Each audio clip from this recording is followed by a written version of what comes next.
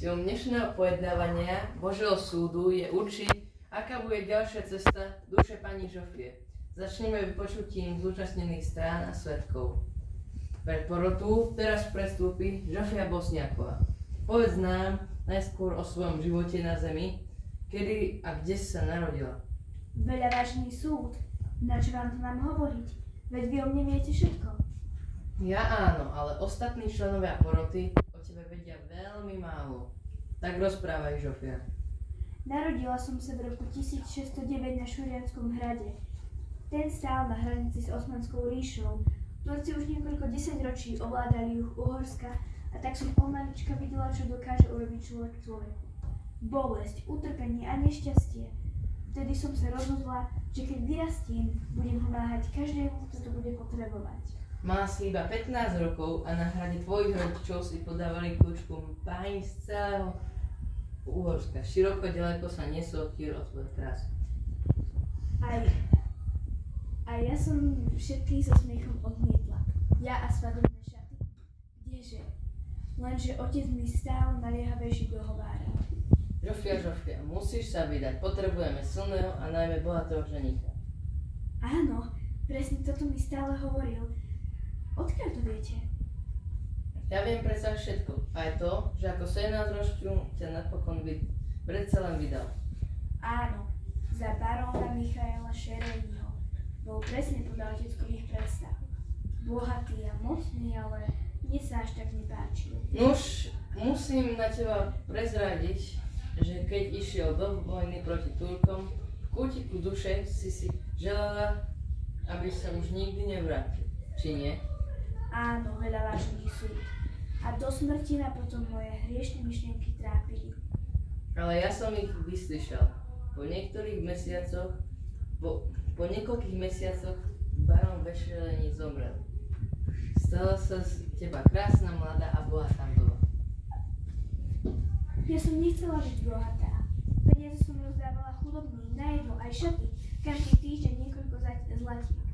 Postavila som aj domy pre siroty, pre bezvládnych a chorých.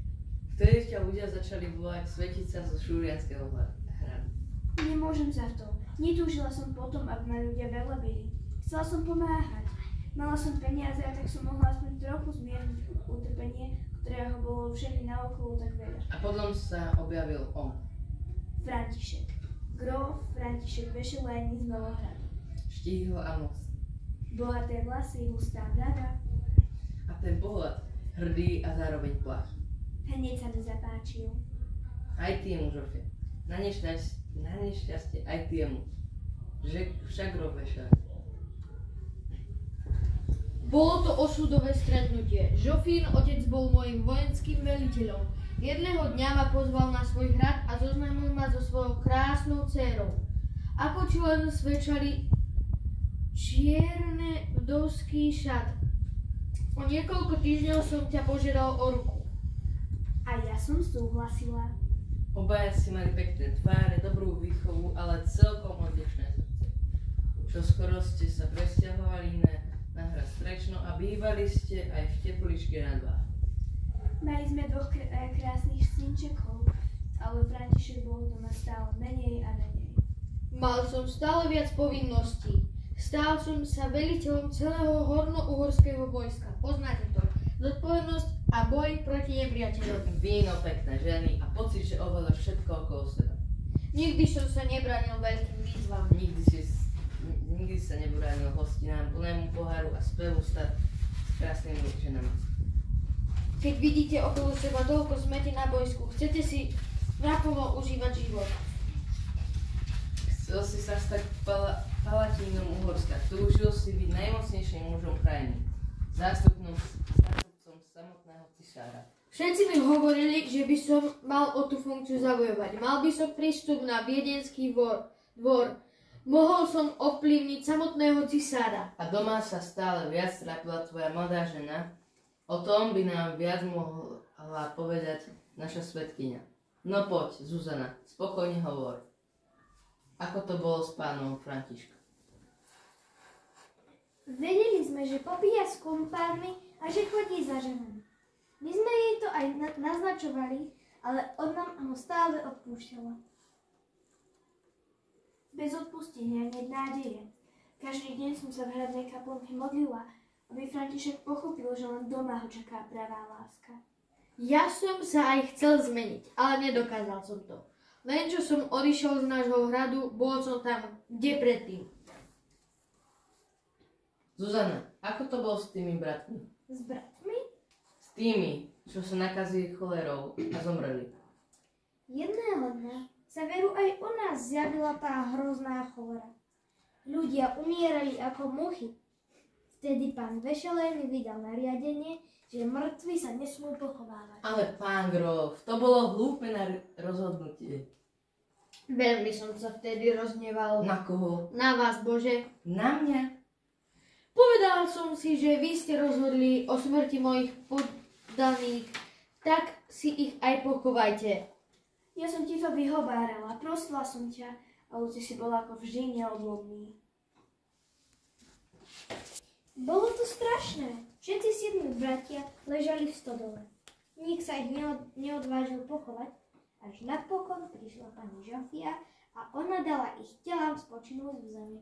Proti môjmu nariadeniu! Hlúpemu nariadeniu. Proti môjmu nariadeniu sa zbúrila moja vlastná žena. Veľmi som sa rozneval.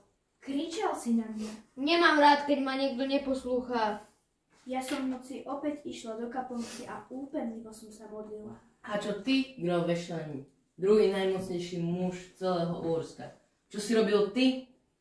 Šiel som za ňou. Vedel som, kde ju nájdem. Keď som videl, ako prosí a odpúšťa, vtedy som pochopil, aká je to múdra a dobrá žena. Vyšiel som k nej a prosil som ju o odpustenie.